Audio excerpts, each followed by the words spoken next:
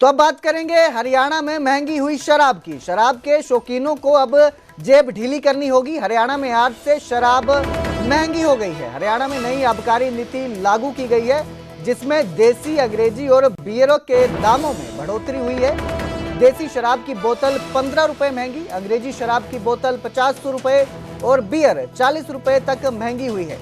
शहरों में शराब के ठेके रात 12 बजे तक खुले रहेंगे। तो हरियाणा में शराब महंगी हुई है, नई नीति लागू की गई है, जिसके बाद बढ़ोतरी हुई है।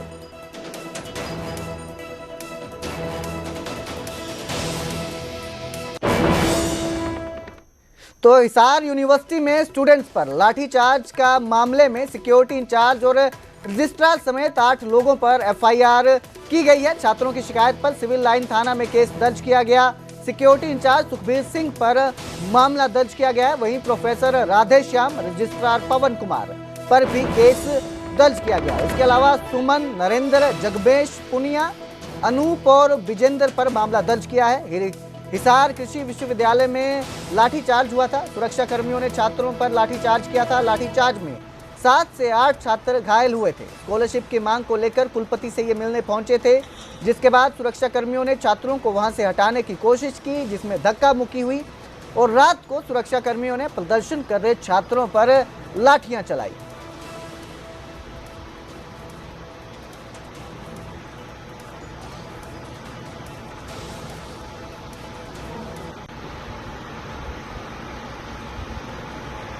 तो Hisar university, Hisar agriculture university में यह मामला सामने आया था, जहां पर सिक्योरिटी वालों ने छात्रों के साथ धक्का मुक्की की और उन पर लाठियां चलाई थी। इस मामले में अब एक्शन लिया गया है और एफआईआर दर्ज की गई है, जिसमें सुरक्षा कर्मी जो सिक्योरिटी इंचार्ज हैं उनके साथ लोगों पर एफआईआर दर्ज की गई है।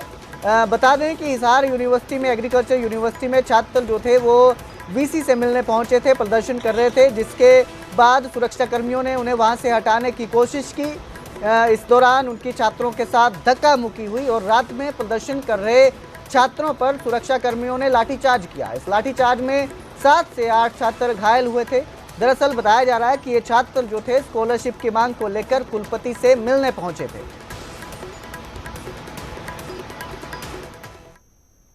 तो वहीं भ्रष्टाचार पर हरियाणा सरकार सख्त है। सिंचाई मंत्री श्रुति चौधरी का बड़ा बयान आया है। उन्होंने कहा, हमने सिंचाई विभाग में रैंडम सैंपल लिए थे, उनमें से 18 सैंपल रिजेक्ट पाए गए। बीजेपी सरकार की भ्रष्टाचार पर जीरो टॉलरेंस की नीति है। 80 अधिकारियों पर चार्जशीट दायर की जा रही है। चीफ इंजीनियर से लेकर सुपरिटेंडेंट इंजीनियर पर एक्शन होगा। एक्सीएन, एसडीओ और जेई स्तर के अधिकारी पर एक्शन होगा। तो भ्रष्टाचार को लेकर सिंचाई मंत्री श्रुति चौधरी का यह बड़ा बयान सामने आया है।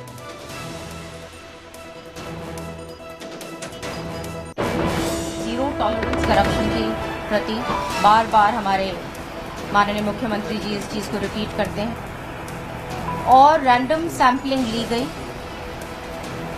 और उसमें से पाया गया कि जो 48 सैंपल्स जो लिए गए थे उसमें से 18 फेल हुए। उनमें से कंक्रीट सैंपल्स थे और एचटीपी पाइप्स के 12 सैंपल्स थे। और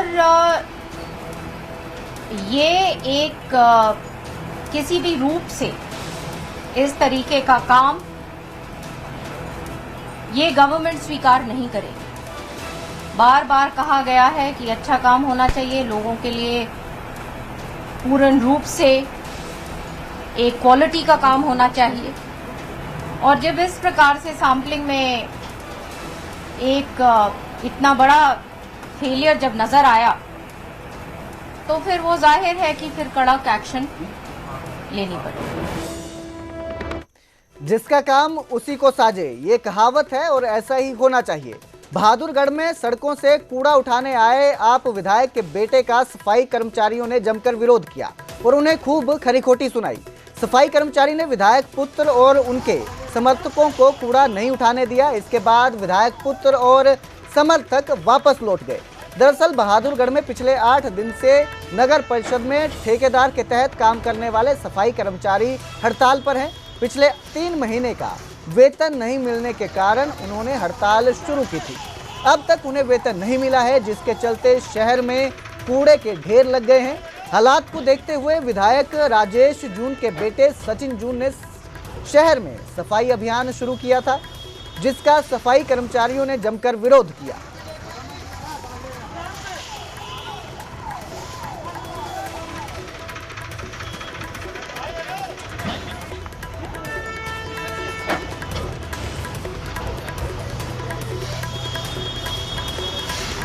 हुई थी कि 4 बजे हम कूड़ा उठवाएंगे और उसी वीडियो के किस पे हमें पता लगा, खबर मिली कि भाई कूड़ा उठ रहा है। ऐसा जी हम कूड़ा नहीं उठने देंगे, चाहे हमें बुलडोजर के आगे मरना पड़े। क्या वजह है कूड़ा नहीं? कूड़े की वजह ये है, हमारे बच्चों को आज मरते मरते पूरे 3 महीने हो गए हैं। हमारे बच्चों को स्कूल से निकाल दिया है, दूध वाला दूध नहीं देता, राशन वाला राशन नहीं देता। हमारी मजबूरी जो उसको समझो। आपको शहर है, हमें भी दुख है, हमारे शहरवासी परेशान है। हम बार बार ये बात कहते हैं, कृपया करके हमारी जो समस्या है उसका समाधान कीजिए। सैलरी डाल दे, हम खुद करेंगे ये काम हमारा है जी, ये काम हम खुद करेंगे। बस ये हमारा सोल्यूशन हो जाए, 3 महीने की सैलरी आ जाए, ताकि हम अपने घरों में राशन दूध वगैरह अपने बच्चों की फीस दे सके। देखिए, हम कूड़ा उठाने आए थे, हमने 1-2 जगह से कूड़ा उठाया भी है। अभी हम यहाँ रेलवे रोड एक कोने पर पहुंचे थे, यहाँ हमारे कर्मचारी साथी पहुंच करके उन्होंने इस बात का विरोध करा। उन्होंने कहा कि आप हमारी जो है तनख्वाह जल्द से जल्द पहुंचवाने का काम करें। हमने ये सारा कार्य रोक दिया है और आज हमारे कर्मचारी साथी विधायक जी के पास आए थे। हमने आज ही कर्मचारी साथियों की जो मांग थी उसको सीएम साहब तक पहुंचाने का काम करा है। आज ही जज्जर हमने जाकर के विधायक जी ने सीएम साहब को भी लेटर दिया है और ये मेरी उम्मीद है कि आने वाले 4-5 दिनों के अंदर विधायक जी इन सभी साथियों की जो तनख्वाह इनके खातों में पहुंचाने का काम करेंगे। झज्जर जटेला धाम में सीएम ने पर्यावरण संरक्षण मेगा अभियान की शुरुआत की है। जिले में 82,000 से ज्यादा पौधारोपण का लक्ष्य रखा गया है। पीएम ने एक पेड़ मां के नाम अभियान की तारीफ की। कहा, पूरे प्रदेश में 1,82,00,000 पौधारोपण का लक्ष्य रखा गया है। तो जटेला धाम में सीएम का अभियान शुरू हुआ है, जिसमें पर्यावरण संरक्षण के मेगा अभियान की शुरुआत की गई है।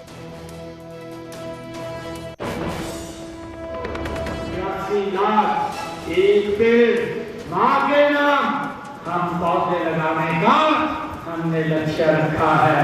मुझे विश्वास है जब ये लक्ष्य ये हम लेते हैं, मिलकर के लेते हैं, जनता के प्रदेश की जनता के सहयोग से लेते हैं, तो हम इस बार भी इस लक्ष्य को जो हमने लिया है 1,82,00,000 का, उसको हम पार करेंगे।